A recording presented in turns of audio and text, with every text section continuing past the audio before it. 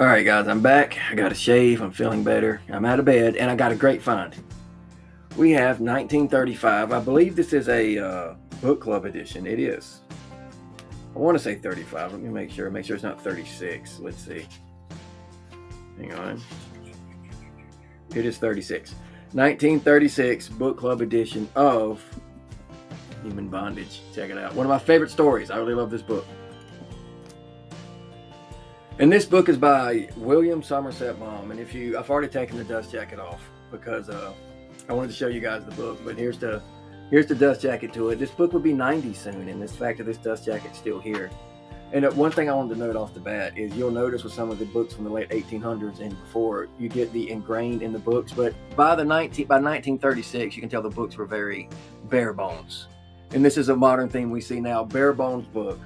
And even the dust jackets back then, like, this isn't the best design in the world, but it works for what it's about. Anyway, you get that on the back. But now people will say, well, it's just a photoshopped, dust jacket. Well, a lot of it is. But this has been a manufacturing thing for, close to 90 years now, or 100 in some cases. But it is a bummer that they don't do that. But that's not the point of this edition. The point of this edition, it's a 1936 book club edition. The original book of Human Bondage by William Somerset Maugham was written in 1915, 1916. But it's a semi-autobiographical work of fiction, which a lot of people would use modernity and modernize this story, which is why a lot of modern readers probably wouldn't like it. But you have to understand that in 1915, when this came out, in 1936, even this edition, people had not been bombarded with these themes yet. Right? It wasn't new, but we hadn't been just bombarded with it like we are now. But the story follows a guy who's born with a club foot, he's born with a disability, and the crux of the story is, and it's a great theme, is that's the name, where the name comes from, of human bondage, where we're just irreversibly bonded to our desires and expectations in life. And the character is, to the point where, I wouldn't call him a likable character, to the point where you don't hate him because he's a bad person, he's pathetic. But once again, this theme that now they would call him an incel, a simp, things like that. But he's not, because back then, you have to understand, we weren't bombarded with these themes back then. So, and if you think about it, it's a great framing narrative for him being disabled, for that, because he has all these expectations and he has all these desires that he can't live out, and it's not really because of his disability, right? It's because of his mind. It's because he just, like this, he dates this woman, or he doesn't date her, he pursues her romantically at this diner, and she's a horrible person. She treats him like absolute filth, but he still stays in love with her because it's mental. He's like, oh, it's the best I'll ever do. Because to him, there's his expectations and desires is all that matters to him. There's nothing else in life. There's no bigger picture, which this mirrors modernity. This mirrors our modern world. This mirrors social media, because all social media is people arguing over their expectations and desires. That's all it boils down to 9 times out of 10.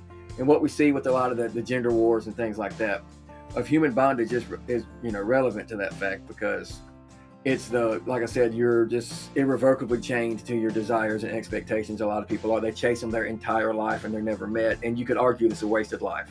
You could argue it isn't. A lot of people could argue that, okay, your expectations and desires in life are important, sure. So it's good on that front alone. If you were to read it and I were to read it, we could have a great conversation about that. So that is, once again, thematically, one of my favorite works. I don't want to ruin the end of the book, but the character doesn't stay the lonely, pathetic guy forever. And disability is a good crux for the story, because what holds him back has nothing really to do with his disability. It's mental, right? But he does face prejudice because of it. And he lives in a boarding home when he's younger and things like that. So he does. An autobiographical work of fiction can work from the author when they led an interesting life, which William Somerset Maugham definitely did. He lived a pretty interesting life. But at the end, he doesn't stay that way. It has a happy ending, so it's not. But a lot of people, like I said earlier, would modernize this story. But he goes to medical school, and I think that's where he finds his calling. And he goes to art school and realizes he can't draw, but he convinced himself he could. Because like I said, this book is super relevant today.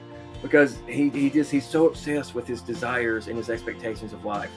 You just want to smack him upside the head. But you understand why he's that way, because he thinks he has, and a lot of people do this. A lot of people, I don't know if it's their self-worth that plummets. When they're treated badly when they're a kid, they just desperately, and it's not a lack of confidence or anything. It instills this obsessive desire for love. It's not, we all have a desire for love, but people who are abused at an early age, I can tell you from experience, I gotten over it, but they do build an obsessive desire to be accepted and loved, right? Which is what he has, which is what makes him an interesting character.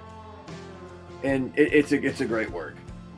It really is, because at the end, and it's about detachment, healthy detachment, not being detached from everything to the point of your own detriment, but healthy detachment, which a lot of people in the modern world, and which I wish people would read this book.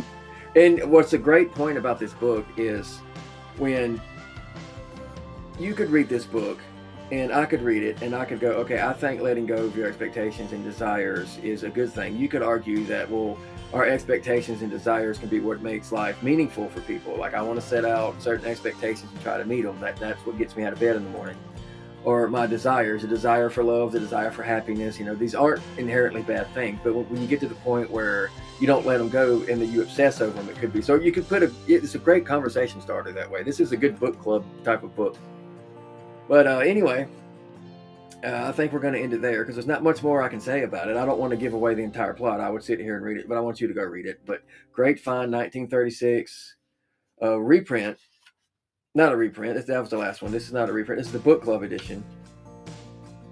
Great book, like I said, and it gives us a great insight into how book publishing changed over the years, because this has been a prevalent problem from many, many, many moons here now. The books are boring and bland. Like, they'll be blank like this one with a boring dust jacket, and it doesn't make you like, if you walk by this book, I don't think it would leap off the shelf at you. But some of the other books I've shown would, with the indentions. That's why I like those better.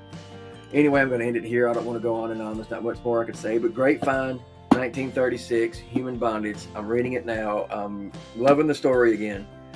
And I'll see you guys here next time with Southern Antiquity.